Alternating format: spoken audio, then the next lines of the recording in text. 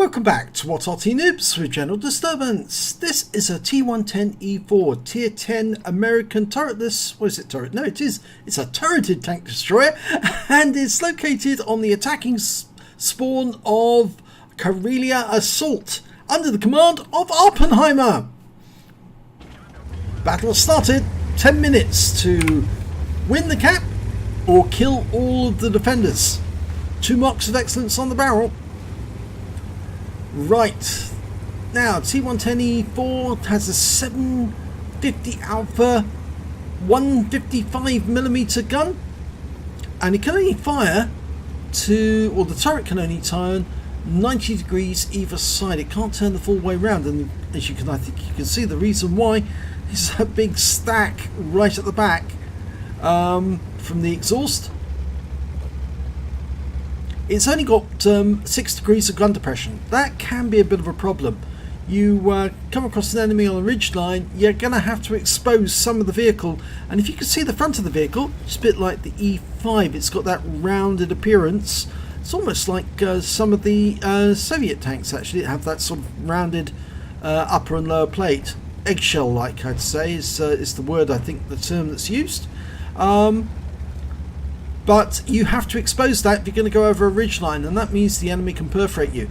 The other weak spot, of course, is that turret right on top, which is a bit obvious, far too obvious actually for that matter.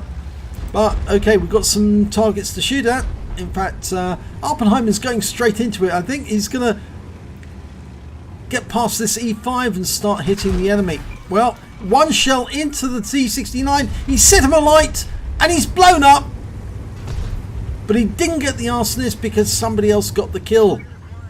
Now he's locked onto that Lorraine, and he's bouncing the rounds that are coming from it, waiting for the reload to go through. Reload time normally 19.5 seconds, but I think Awppenheimer's got it slightly quicker. But he's recognising this pattern coming up, and I think he's sort of like turning to face any threat that's coming from that direction. The sides and the rear are the weak points. The T110 takes a round, and it's a high roll, but he fired one back for 494, and we lost the ammo rack. Oh dear. Okay, well, we've been tracked by the pattern. Okay, that's better. Now he hasn't repaired the ammo rack yet. That's because he used the repair kit. So his reload time is going to be even longer now.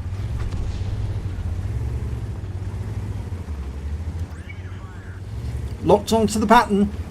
Here we go. Oh, that's what this tank can do.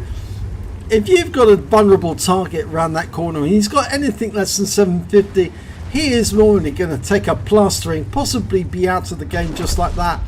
But that Lorraine 40-ton just took out our T110E5. Now I suspect he's probably got more shells, but if he's going to try and fire into the front of the E4, he might have a bit of difficulty. Now he's only got 21 hit points, so we might be able to bully him out of the position, but that T10 is still a bit of a problem.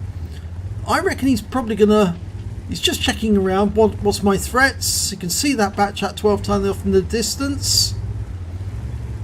I suspect he'll want to get the T10, but he's conscious of the fact that the 40 ton could come around the corner, and remember that 40 ton could have 4 shots available to shoot. There's one, and he's out the game. So now we can go for the T10. Just need to lock on.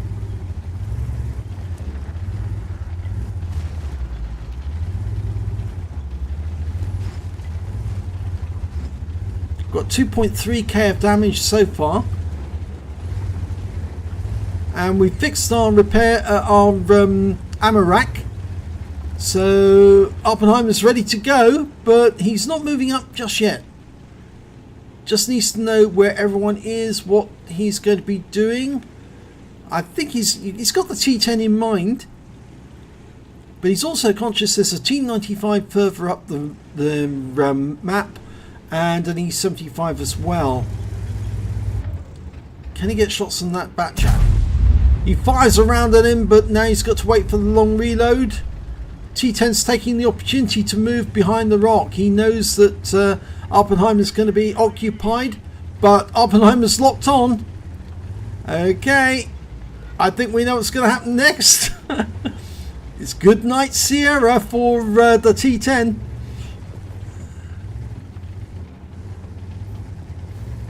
Oh, there's the T95. T10 just took a hit and he's down, so we can lock on to... Oh, and there's the E75, and he fires one into that instead. 790, that's a high roll.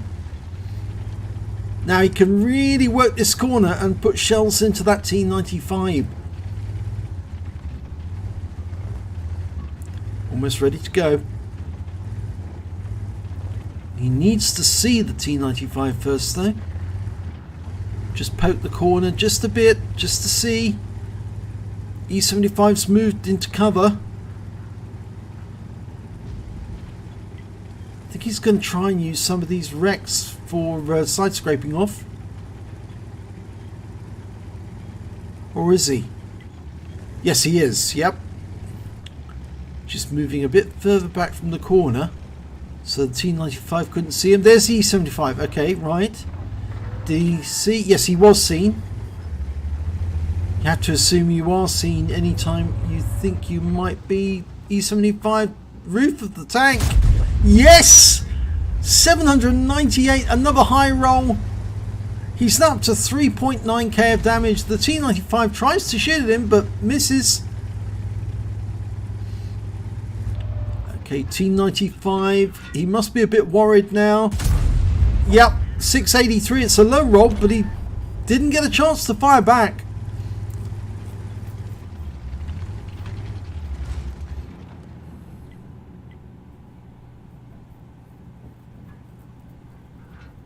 Awppenheimer's saying focus attention on the T95. He needs to see where it is.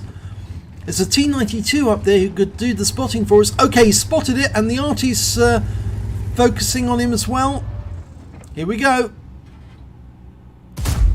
Well, that one didn't connect.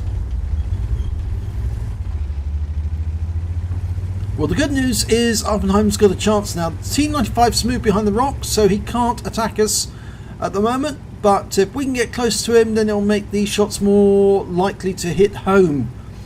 There's 2 minutes 38 on the clock, and there's only 4 enemies remaining. And the T95 is probably the biggest problem. So there's a strip up there. He's going to go for that first. Big hit on him. 846.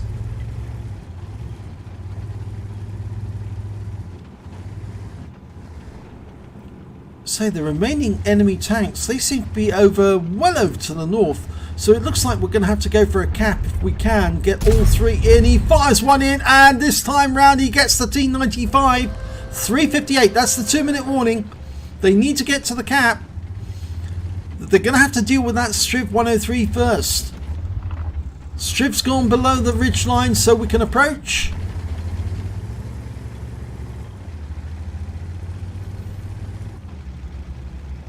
The SU-130's been spotted. Okay, can't shoot him from here. Need to get closer. Oh, he's popping up. Heading the wrong direction. We need to get close to that cap.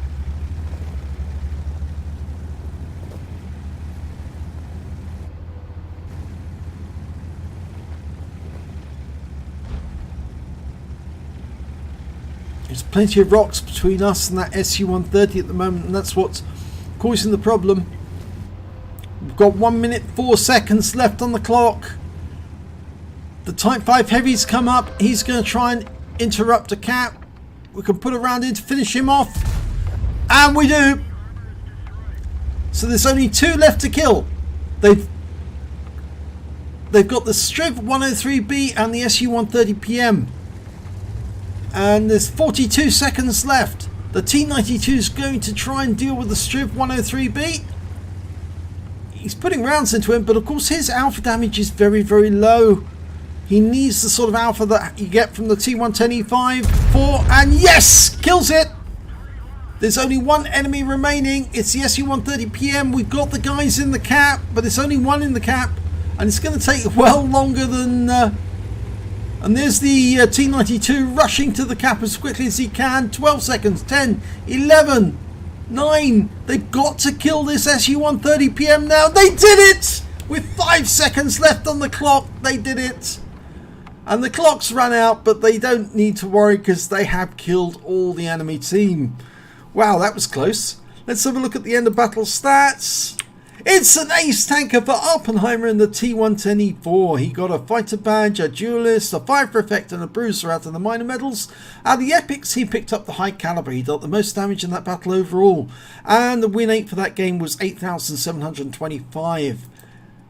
We look at the damage there, 6,844 hit points of damage. The next highest scorer was in fact the Type 5 he killed, 3,835 to him, and then came the SU-130PM with 3,387. When it came to kills, he's got, well, he shares that honour with the SU-130PM, he's got 4 kills as well. Then came Type 5 Heavy and the T110E4, both got 3 apiece. And when it came to base XP, it's Awppenheimer's top, 1,168 base experience points. Then came the pattern, then the T92. In fact, actually, technically speaking, he does have the top in all 4 columns, all 3 columns, I should say. Okay, detail report. He fired 12 rounds. He got 10 direct hits and 10 penetrations.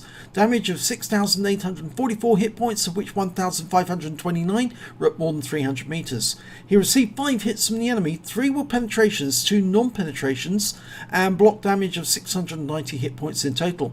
He spotted 1 enemy vehicle, damaged 7 of the enemy, killed 4 of them, and did damage assistance of 265 hit points.